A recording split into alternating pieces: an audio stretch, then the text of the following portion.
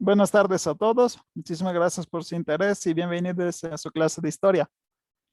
La semana pasada tuvimos casi una pausa. Fue una clase muy tranquila, viendo cómo se vivía en Roma y viendo la vida cotidiana. Fue algo, sí, más ligero, ¿no? Ahora nos toca una clase compleja. ¿Por qué?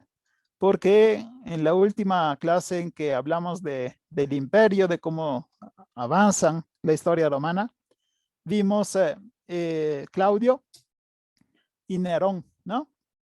Y descubrimos o vimos cómo Nerón murió, murió asesinado prácticamente por el Senado.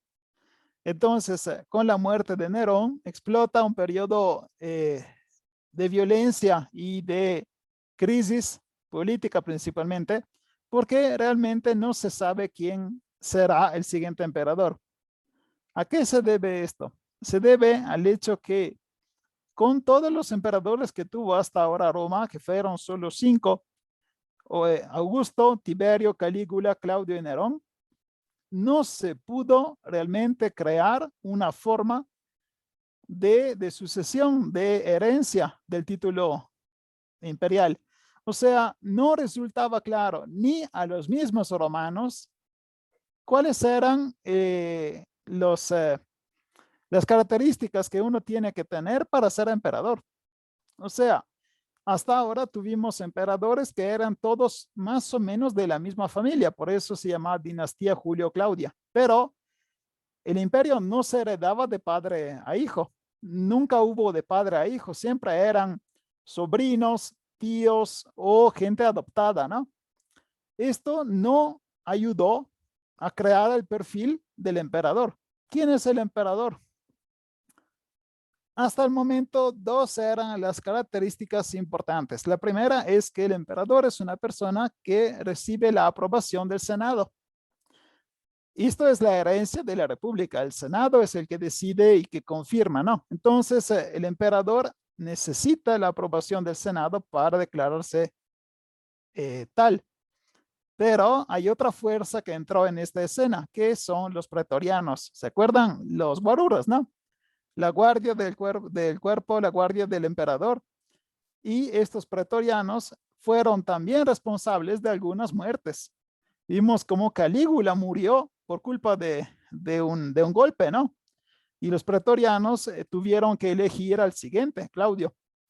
Entonces ya tenemos dos actores que son importantes en la elección del emperador. Con la clase de hoy, en el 69 después de Cristo, entra un enorme actor que condicionará toda la historia romana hasta su fin, porque realmente después que se descubra quién es que elige realmente el emperador, ya se sabe todo lo que es la crisis hasta la caída del imperio occidental romano.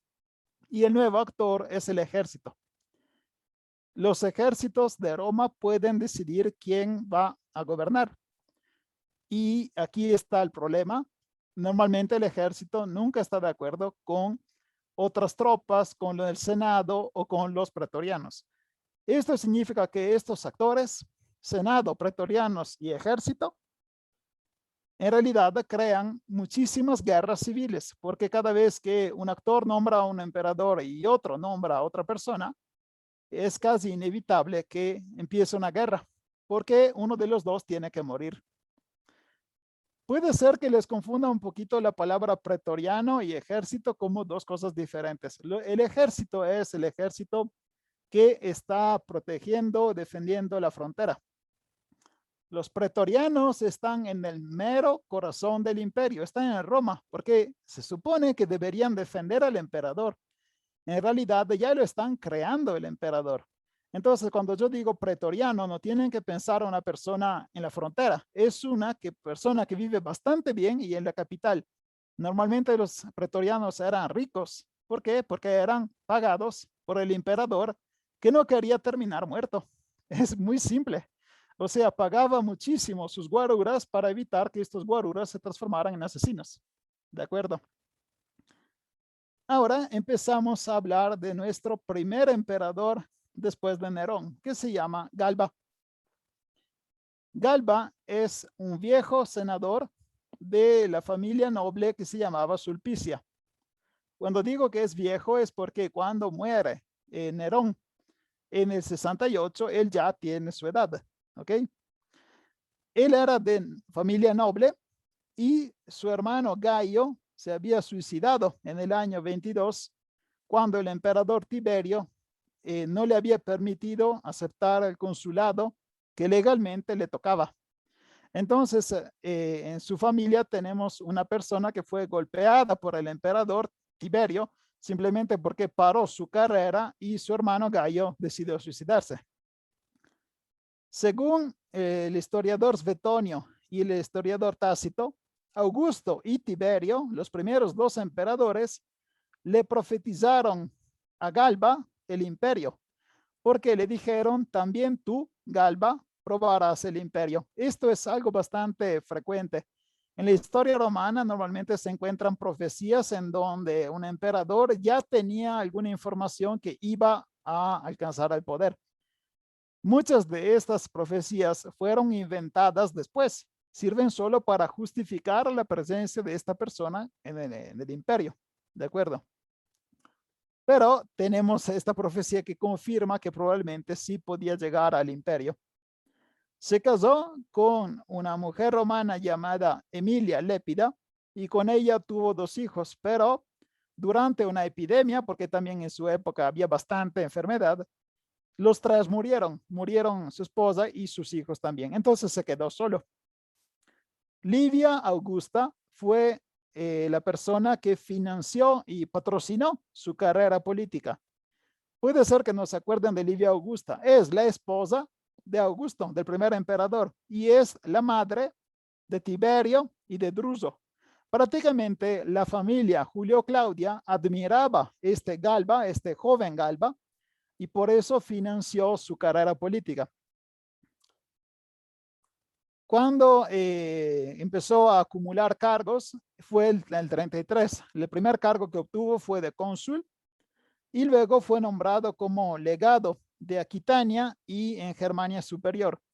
El legado es un general, prácticamente le dieron un cargo militar, ¿de acuerdo? Y ahí, en estas 2 regiones, él demostró ser muy severo y tener una gran capacidad militar porque logró defender la frontera de las invasiones de los germanos.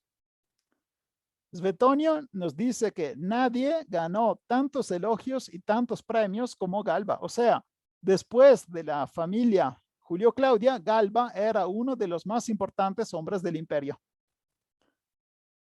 Cuando muere Calígula, sus amigos lo invitan a avanzar y a reclamar y a agarrar el imperio. Prácticamente cuando murió Calígula había una posibilidad de golpe con Galba que podía nombrarse emperador y probablemente tener éxito porque la gente sí lo admiraba.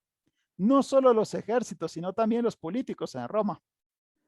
Pero Galba decidió que no era el momento y permitió mantener al poder Claudio, el tercer emperador, ¿no?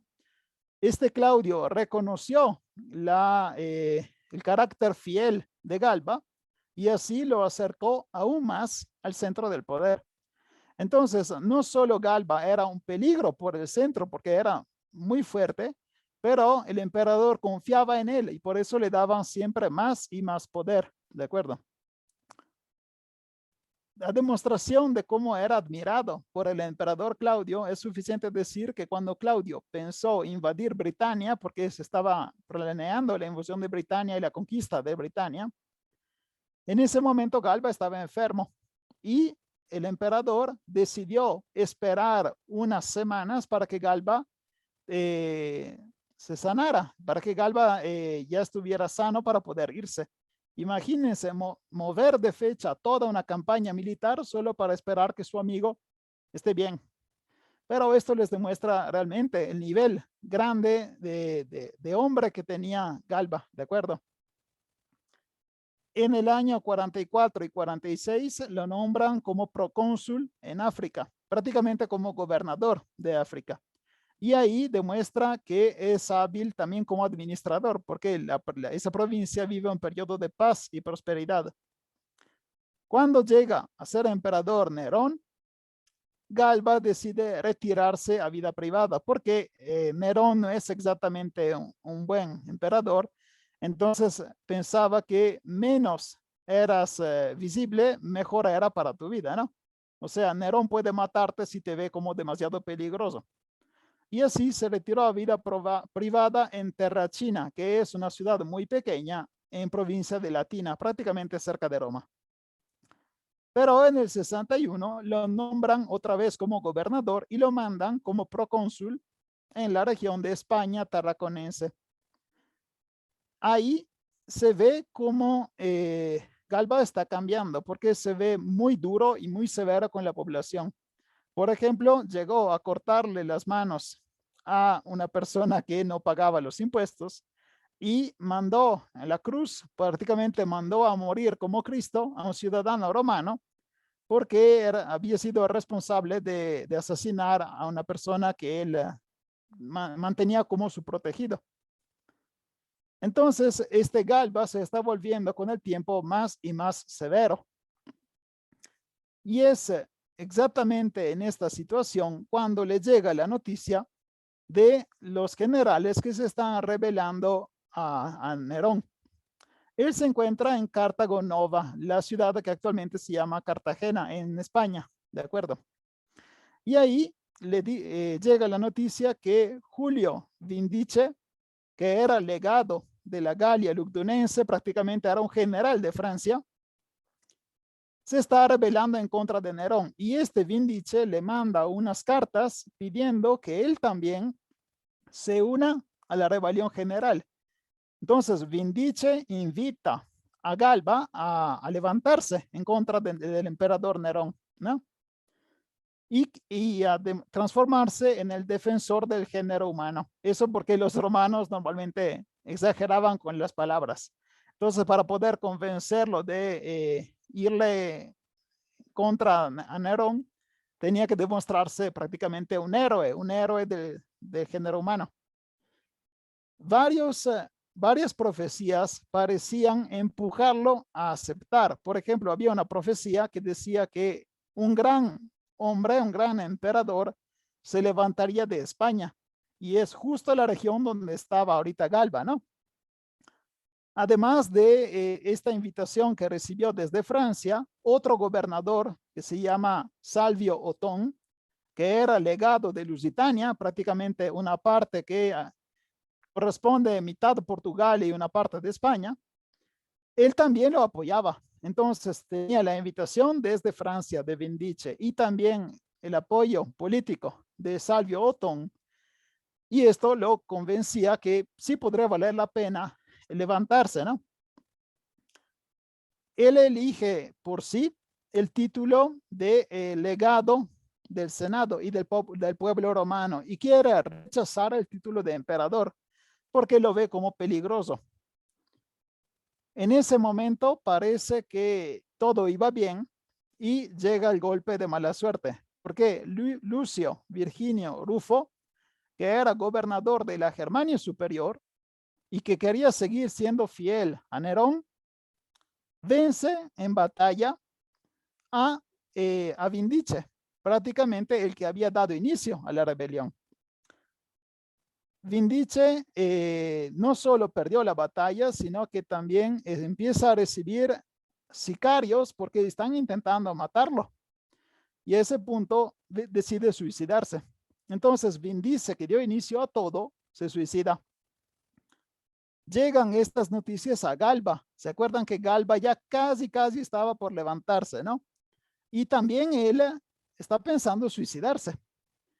Pero otra vez el destino da una vuelta rara porque justo en ese momento en Roma, el prefecto del pretorio, Ninfidio Sabino, y el Senado deciden abandonar a Nerón. No solo el Senado manda a unos caballeros para asesinar a Nerón. Y con esta vuelta, otra vez, Galba se vuelve la persona perfecta. El Senado manda unas cartas a Galba y lo informan que lo eligen como nuevo emperador. Entonces el Senado confirma como emperador Galba y le dan el título de César Augusto. Entonces el nombre completo ya es Galba César Augusto. Y da inicio al largo camino desde España hasta Roma. Entonces, el 8 de junio del 68, ya tenemos un nuevo emperador que es Galba. No, a pesar de la contribución del prefecto del pretorio, Ninfidio Sabino, porque es él que volteó ¿cómo se puede decir? Volteó la tortilla a Nerón y lo abandonó y lo traicionó, ¿no? A pesar de todo esto, Galba no lo apoyó y Ninfidio Sabino intentó hacer un golpe y quedarse con el poder, ¿no? Pero Galba supo y logró asesinarlo a tiempo.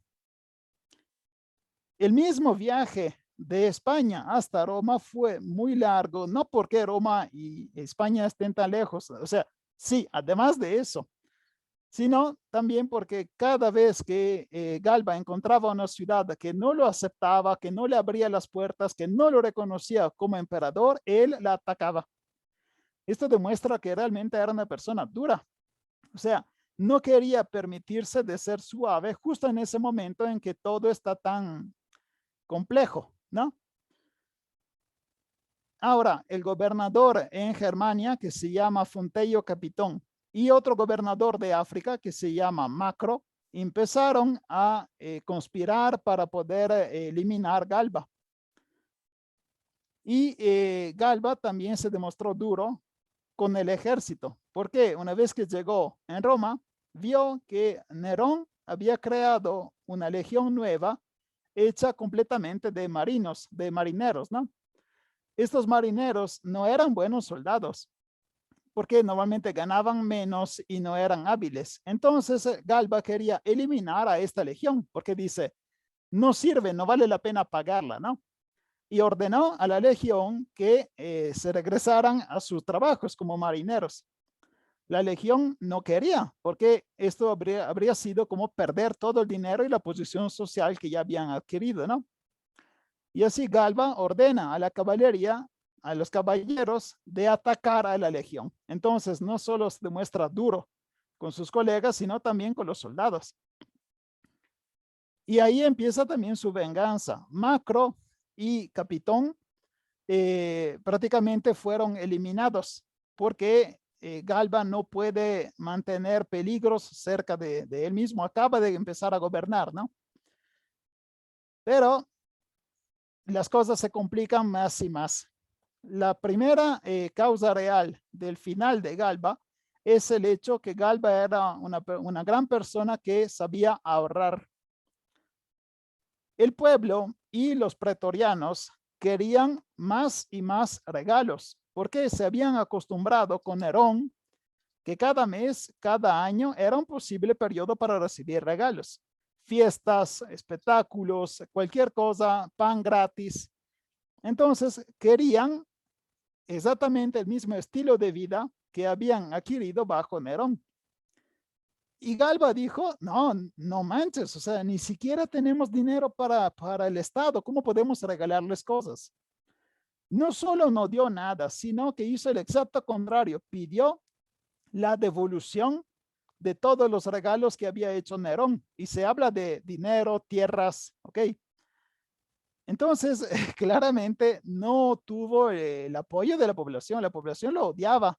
¿Por qué? Porque era, bueno, se podría decir avaro, ¿no? Tacaño. En realidad no era tacaño, estaba intentando salvar las cajas del país, el tesoro público, porque no podían permitirse dar regalos así, ¿entienden? Los más pobres ciudadanos de Roma ya empezaban a extrañar a Nerón, porque vivían bien en ese periodo. En el norte, desde que Galba había alejado Rufo, todas las legiones del norte no habían tenido un general supremo, una persona que pudieran ver como punto de referencia. Después de meses de pausa y de espera, nombran como general Aulo Vitelio. Aulo Vitelio lo pueden ver en esta estatua es obeso, sinceramente, es una persona gorda. Normalmente un general romano nunca es gordo porque es una persona muy física. Los generales de esa época no son personas que viven atrás de un escritorio, no, están siempre en la primera línea, en la frontera del país, haciéndole la guerra. Entonces, llamar a jefe de los soldados a esta persona es porque en realidad te estás burlando de ellos. Y así lo recibieron los soldados. Dijeron, esta persona no solo es gorda, porque yo digo gordo solo porque es la cosa más clara, más visible, ¿no? Sino que también Vitelio no tenía ninguna experiencia de mando militar y era una persona muy suave, muy fácil de condicionar y de convencer. El ejército justamente piensa que se están burlando de ellos y el 1 de enero del 69, miren, justo empieza el 69 y empieza el desmadre. El 1 de enero del 69, el ejército que defendía la frontera con Germania rompe la alianza que tenía con Galba y nombra a nuevo emperador Vitelio. Entonces, en el 1 de enero ya tenemos dos emperadores. Está Galba en Roma y está Vitelio nombrado en el norte de Europa, ¿de acuerdo? Cuando la noticia llega en Roma, Galba decide que ya llegó el momento justo para nombrar a un heredero, porque él sabe que podría morir de un día a otro, podría morir en la batalla, podría morir asesinado y no puede permitirse que el Estado romano se quede sin un emperador fuerte. Y por eso decide nombrar como su heredero Lucio Calpurnio Pisón Liciniano, que es un nombre muy largo, pero pueden simplemente acordarse de él como Pisón. Este Pisón era sobrino de otro Pisón que había sido el jefe del complot, de la conjura, que en el 65 había intentado matar a Nerón. Si no se acuerdan, pueden escuchar otra vez esa clase, pero en el 65 hubo un intento de golpe que no pudo asesinar a Nerón y el jefe de este grupo, el que tenía que ser el siguiente emperador, se llamaba Pisón. Bueno, el Pisón de la época de Nerón es el tío del Pisón de ahora, ¿de acuerdo? Entonces, el 10 de enero anuncian a los pretorianos que el siguiente heredero va a ser Pisón. Y aquí otro problema, porque cada vez que el emperador anunciaba o acercaba al trono una persona, decía, mira, este va a ser el siguiente. Esta era una ocasión de fiesta, porque él tenía que pagar una propina o propinota, depende del tamaño, a los pretorianos. ¿Por qué? Tiene que convencerlos que realmente esta persona va a ser el siguiente emperador. Pero adivinen qué hizo Galba, siendo que es muy tacaño y quiere ahorrar, no le dio nada, no dio nada a los pretorianos. Y esto fue un terrible, pero terrible error, porque los pretorianos sí son los que te defienden, en realidad son los que te permiten sobrevivir. Les dejo este texto de Tácito para que entiendan realmente lo que pasó. Ningún obsequio o adulación siguió sus palabras. Sin embargo, los tribunos, centuriones y soldados más cercanos respondieron animándolo. Los demás, sin embargo, estaban tristes y callados porque con la guerra a las puertas habían perdido los donativos que se les daban incluso en tiempos de paz. Sin embargo, ese anciano demasiado ahorrativo podría haberse reconciliado incluso con una pequeña donación. El severo rigor a la antigua le resultó fatal, porque a estas alturas se reconcilia mal con nuestra época. O sea, iba a llegar una guerra, es claro, porque tenemos en el norte un emperador que se llama Vitelio y en Roma un emperador que se llama Galba. Claramente los dos iban a chocar. Él tenía que mantener tranquilos y felices a los soldados y a los centuriones y a los pretorianos. En cambio, no le da nada, ni siquiera la propina que los soldados y los centuriones se esperan durante la época de paz. Imagínate en época de guerra, deberían darte más dinero, ¿no? Esto entonces fue el inicio del final de Galba. ¿Por qué? Porque entre las personas que se quedaron molestas por esta decisión estaba su ex aliado Otón. Vamos a ver si se acuerdan. ¿Se acuerdan que en Lusitania estaba el gobernador Otón, no? Otón lo había apoyado desde el inicio. Bueno, este Otón ya estaba muy cerca del trono imperial y cuando vio que Galba estaba nombrando a otra persona, que es Pisón, Otón ya sabía que ese fue su oportunidad, ya no podía alcanzar el imperio. Este Otón era el ex marido de Popea. Popea es la amante de Nerón. Yo sé que son muchos nombres y mucho chisme, pero en esta época son varias personas que terminan con on, entonces hay que ver quiénes son, ¿no? Entonces, como les decía, este Otón era el ex marido de Popea y era gobernador de Lusitania. Cuando Nerón estaba en el poder, él había sido entre sus mejores amigos de Nerón, uno de los que iban haciendo caos, haciendo estragos en la noche de Roma. Bueno, estaba Otón entre ellos, ¿de acuerdo? Entonces decide organizar un complot porque quiere eliminar Galba y también Pisón. Decide hacerlo de una manera muy fácil, pagando a todos los soldados y a todos los pretorianos. Y no fue difícil convencerlos, porque estos soldados acababan de terminar el gran viaje que hicieron desde España y estaban hambrientos, o sea, no solo de pan, sino también de dinero, ¿no? Y así pagan un montón de dinero y el 15 de enero, solo 2 semanas después del inicio de toda esta crisis, empieza la revuelta y los soldados capturan a Galba y a Pisón, les cortan la cabeza, los ponen en unas picas, como en unos bastones, y las llevan por la ciudad para que todos vean que el emperador ya está muerto. Nota del 2025. Galba tenía un lado tierno y es el amor que tenía por los perros.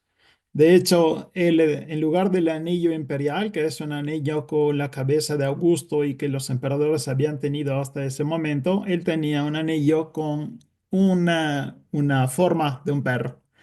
Y este amor que tenía por los perros parece que también los perros se los devolvían.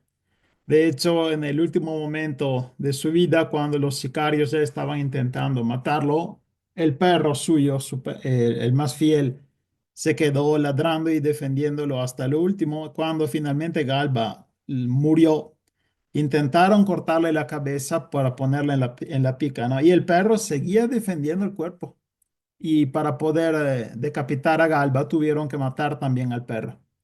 Entonces Galba es una persona severa, codo y todo eso, pero sí tenía un lado de amor, solo que este amor se lo dedicaba a los perros y no a los hombres. Es el final de Galba y de Pisón y es el inicio del gobierno de Otón. ¿De acuerdo? ¿Cuánto duró el gobierno Galba? Solo 6 meses. 6 meses fueron suficientes para terminar con la vida de un buen emperador. ¿Por qué digo bueno?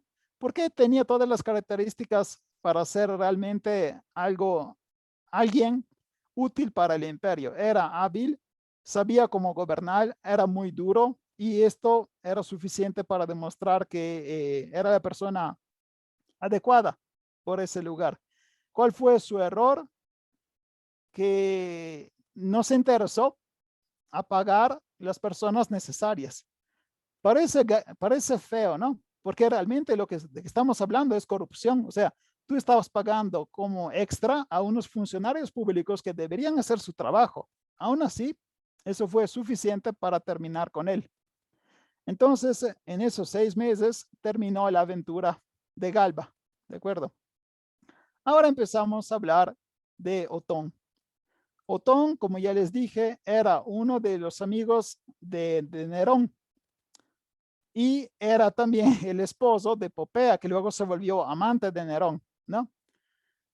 Cuando lo mandaron en Lusitania, se volvió un gobernador y ahí se quedó 10 años, demostrando que no era tan inútil como parecía.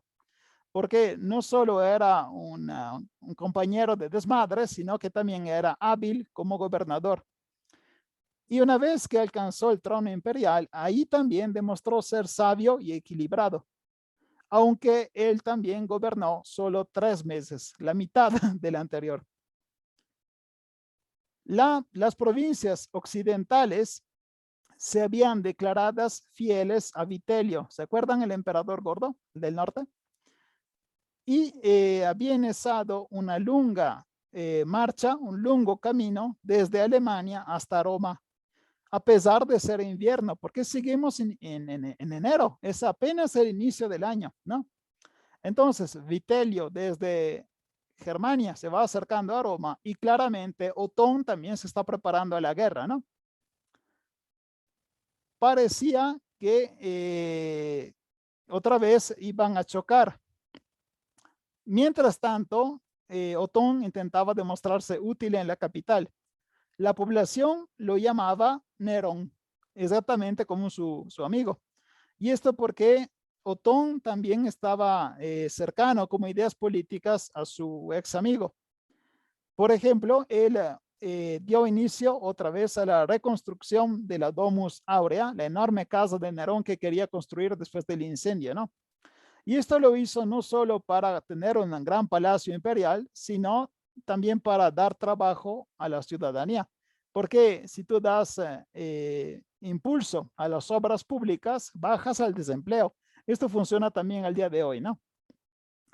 Pero esta cercanía con Nerón provocó el odio y la hostilidad del Senado, porque el Senado no quería otro Nerón en casa, ¿no? Mientras trabajaba Otón y Vitelio, los dos casi emperadores, se iban intercambiando cartas, porque si posible querían evitar la guerra. Al inicio parecía que las cosas iban bien, o sea, se estaban poniendo de acuerdo. De repente las relaciones empeoraron y empezaron a sustituir las cartas con unos sicarios. O sea, los dos emperadores se mandaban unos asesinos para eliminarse, pero nadie lo consiguió. Los dos seguían vivos y seguían acercándose. Ahora, los dos ejércitos se encuentran finalmente en la ciudad de Bedriaco. El primer encuentro fue en Forum Iuli, que es una localidad en Provenza, en Francia, y el segundo encuentro fue en Bedriaco, que está cerca de Cremona. Esta se llama Primera Batalla de Bedriaco, porque parece ridículo, pero 2 batallas se van a realizar en este mismo lugar el mismo año. Entonces, la primera batalla de Bedriaco ve luchar Otón contra Vitelio, ¿sí? En esa batalla, Otón, que es el emperador de Roma, pierde. Y ahí Otón le queda una elección posible, llamar las legiones que siguen en Italia y seguir con la guerra, ¿no? Pero toma una decisión increíblemente, ¿cómo se puede decir? Valiente, porque decide retirarse no solo del imperio, sino también de la vida. Porque él se da cuenta que si él sigue vivo y si sigue luchando, van a morir cientos y miles de soldados y de ciudadanos que deberían usarse de manera más útil, ¿no? Y así no solo no llama la legión que podría seguir a ayudarla, que era una legión que estaba en Aquileia, en Véneto, sino que hace esta carta de despedida que ahorita vamos a leer y luego se suicida. Cuidado, Otón no estaba desesperado, o sea, había perdido solo una batalla, podía seguir con la guerra, solo que prefirió evitarlo, ¿de acuerdo? Vamos a leer la carta para que vean qué estaba pensando. Exponer esta devoción suya a los peligros por más tiempo, este valor suyo es, creo, un precio demasiado alto para mi vida. Cuanto mayor sea la esperanza que me ofrezcan, si quisiera vivir, más hermosa será la muerte.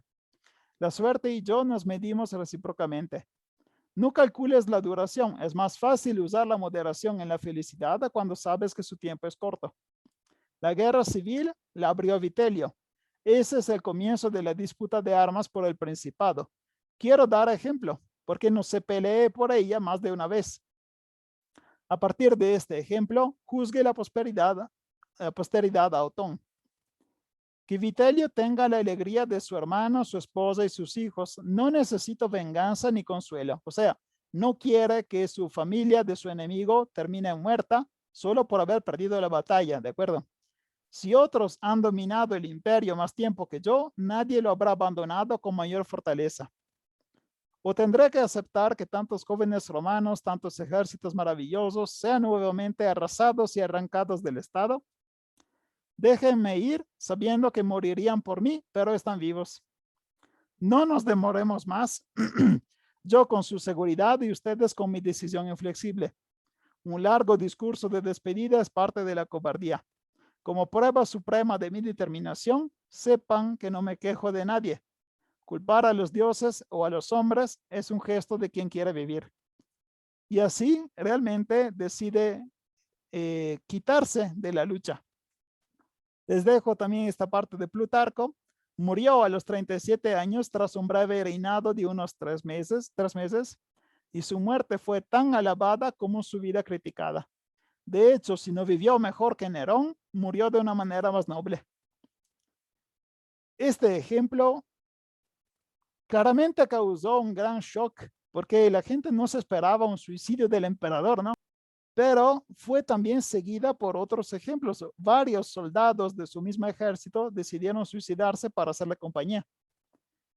¿A qué nivel tenían los romanos la gloria, la paz, el orden público para decidir que vale la pena suicidarse para mantener la paz del país? Imagínense, es algo increíble si lo piensan con la lógica actual, ¿no? Pero estos eran los romanos, tenían prioridades diferentes y no todos estaban dispuestos a sacrificar todo para alcanzar el poder, ¿de acuerdo? Ese mismo año del 69 parece que ya tenemos un emperador solo, ¿no? Que es Vitelio. Y no, porque en este 69 empieza la aventura mucho más larga y más importante de otro emperador, que es Tito Flavio Vespasiano. Vespasiano estaba en Judea, en lo que hoy se llamaría Israel y Palestina, en este periodo de guerra civil, ¿de acuerdo?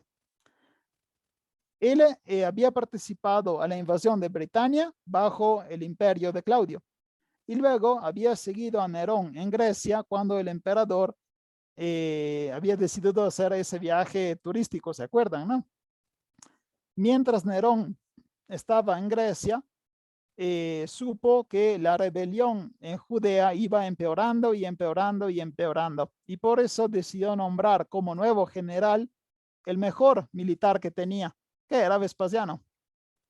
Lo mandan en Judea y ahí desde el 67 hasta el 69 sigue siendo al mando del ejército romano, porque quieren eliminar la rebelión de los judíos, ¿no?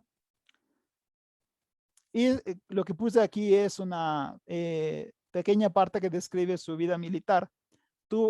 Mientras estaba en Bretaña, tuvo 30 enfrentamientos con el enemigo, obligó a rendirse a 2 poblaciones, más de 20 ciudades fortificadas y la isla de Vete. Está muy cerca de Gran Bretaña, bajo las órdenes tanto del legado consular Aulus Plautius como del propio Claudio. Por eso recibió la insignia del triunfo y en poco tiempo 2 sacerdocios y también un consulado que ejerció en los 2 últimos meses del año. Simplemente Vespasiano tuvo una buena carrera, principalmente militar, ¿ok? Y cuando ya está terminando la guerra civil porque Vitelio ganó, lo nombran a emperador. En el 69 el ejército que él tenía bajo su mando lo aclaman a nuevo emperador. Y no solo el ejército lo quiere como emperador, sino que también recibe el apoyo de Licinio Muciano, que era el legado en Siria, y de Tiberio Julio Alejandro, que era prefecto de Egipto.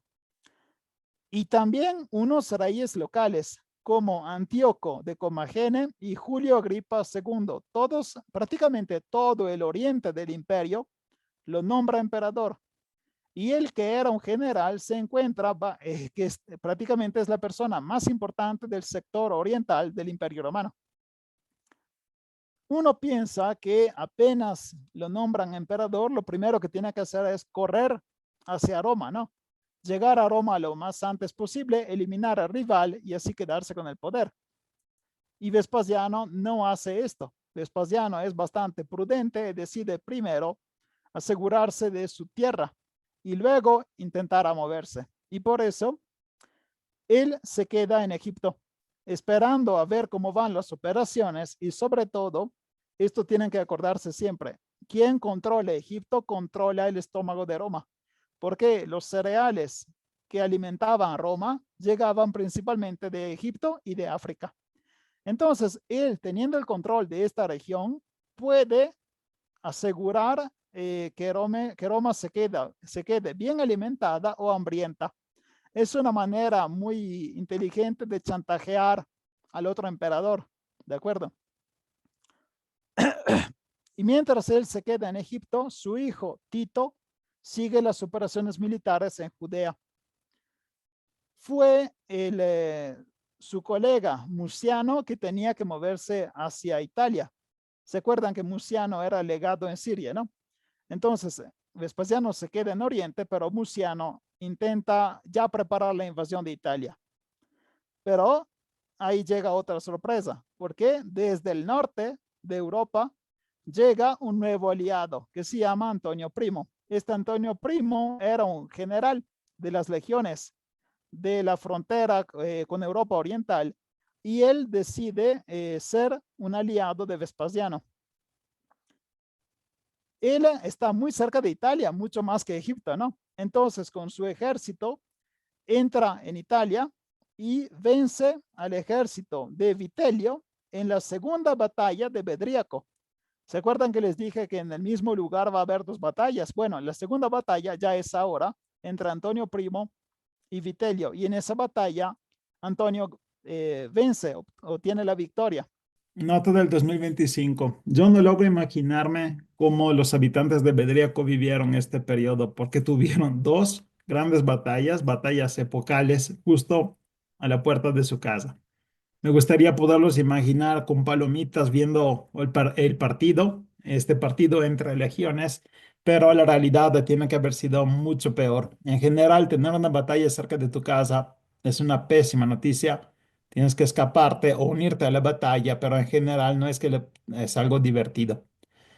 ¿Por qué en Bedriaco? ¿Por qué dos veces el mismo lugar? No es que fuera el lugar perfecto donde tener batallas o que se dieron cita ahí porque era un lugar cerca de un bar. No, era porque ahí hay un paso de río. Por Bedriaco pasa el río Oglio, es un río del norte de Italia, y justo en Bedriaco está un punto donde se puede cruzar el río. Entonces, cualquier ejército que del norte de Italia, norte poniente, tenía que pasar al sur, ni modo, tenía que cruzar los ríos, ¿no? Entonces tenía algunos puntos donde seguramente iba a pasar. Bedriaco era uno de estos y es por eso que fue teatro de batalla dos veces en el mismo año. Esta batalla se realiza al final de octubre y luego empieza a bajar hacia Roma. En Roma también hay una pequeña guerra civil porque los romanos de las ciudades se están dividiendo entre los que apoyan a Vitelio y los que apoyan a Vespasiano. Y, y ahí se encuentran el hermano de Vespasiano, que se llama Flavio Sabino, que era prefecto de Roma, y el segundo hijo de Vespasiano, que se llama Domiciano. Acuérdense de él, porque este chico será el emperador Domiciano. ¿Ok? Entonces, en esta guerra civil se ve afectada la misma familia de Vespasiano. Estaban ocupados defendiéndose de los romanos de Vitelio. Ellos se habían encerrado en el Capitolio, que era la parte más alta de Roma, ¿no? Pero la gente que quiere matarlos incendia el Capitolio. Y en este incendio se muere el hermano de Vespasiano, que se llama Tito Flavio, pero su segundo hijo logra escaparse y por suerte, porque si no, no tendríamos el emperador Domiciano, ¿no? Poco después del incendio, el ejército de Antonio Primo llega en la ciudad y vence los últimos vitelianos. Y así, finalmente, el 20 de diciembre, Vitelio es capturado y asesinado.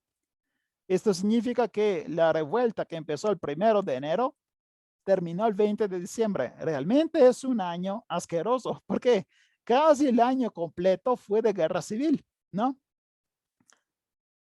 En ese momento desembarca en Italia Muciano, el otro aliado de Vespasiano, con todos los poderes que le dio Vespasiano, y ahí aleja a Antonio Primo porque no confiaba mucho en él, no confiaba en esta persona que casi obtuvo la victoria solo. Y así intenta asegurarse las magistraturas más importantes y empieza a preparar el terreno para la llegada de Vespasiano. Vespasiano llegará en Roma solo en el octubre del año 70, prácticamente casi un año después de haber alcanzado el poder imperial. Y empieza a pacificar Italia, porque Italia sufrió su primera guerra civil después de un año de paz, no, disculpe, después de casi un siglo de paz, ¿de acuerdo? Ahora tenemos que hablar de lo que pasó, porque una cosa es explicar los eventos, otra cosa es analizarlos, ¿no? Tuvimos 4 emperadores de 4 regiones diferentes, con 4 poderes diferentes, ¿no? Galba llegó desde España y había sido la expresión del Senado, porque el Senado reconoció a Galba como emperador. Otón es el emperador de Roma. Él obtuvo el poder porque pagó a los pretorianos y entonces su apoyo fue principalmente económico porque podía pagar la persona correcta al momento correcto. Vitelio fue nombrado emperador desde las legiones del norte, las que defendían la frontera con Germania. Y Vespasiano fue nombrado emperador por el ejército oriental, el que estaba intentando destruir la rebelión de Judea. Realmente son 4 poderes diferentes: Senado, pretorianos y ejércitos, en este caso ejército del norte y ejército oriental. Estos 4 actores son los que seguirán funcionando durante todo el curso de historia romana y simplemente durante todo el curso del Imperio Romano. Y estos 4 actores son los que decidirán quién va a ser o no el siguiente emperador. El problema es que, como ya les dije, Roma nunca pudo crear una fórmula perfecta para decir quién es el emperador. Porque está muy bien si Senado, pueblo, ejército y pretorianos todos están de acuerdo sobre una persona. Perfecto, tenemos el emperador mejor que podemos tener. Pero ¿qué pasa si el ejército dice algo y el Senado dice otra cosa? Esto nos causará una guerra civil, ¿no? Ellos representan diferentes centros de poder y el conflicto es lo que determina el final del primer periodo del Imperio Romano, que se llama Principato. ¿Por qué? Los emperadores que hasta ahora analizamos eran todos de la misma familia y todos pertenecían a la clase social de Roma capital. Ahora Vespasiano es completamente diferente. Vespasiano es hijo de una persona que recolectaba los impuestos. O sea, es hijo de un administrador, no es de familia imperial, no es de familia importante a nivel político. Es hijo de una persona que se ocupaba de la economía y de la administración. Podríamos llamarlo un contador, ¿de acuerdo? Y era originario de Rieti, es una ciudad que se encuentra cerca de Roma. Él había dado lo mejor de él bajo las operaciones de Britania en el 43 y en el Judea en el 67. Pero del padre, que era administrador de impuestos, había aprendido los problemas administrativos y de economía. La élite del Senado estaba perdiendo poder y las provincias, o sea, todos los romanos que llegan desde fuera de Italia, empiezan a ser siempre más importantes. Desde este momento empezarán a llegar emperadores de la provincia, de España, de Francia, de Iliria. Van a escuchar cada vez que empezamos una clase un lugar diferente. ¿Por qué? Porque la periferia del imperio empieza a adquirir siempre más importancia, mientras que el mero centro, que es Roma, empieza a perderla. Es un imperio donde la frontera está adquiriendo más importancia, ¿de acuerdo? Si les gustó la clase, pueden darle me gusta, compartirla y suscribirse al canal. Los enlaces de Spotify están disponibles en la página del canal de YouTube y si quieren apoyarme, también pueden encontrar el enlace de Buy Me a Coffee en el que pueden comprar café o una clase sobre el Imperio Sirio que es para los patrocinadores. Muchas gracias, hasta luego.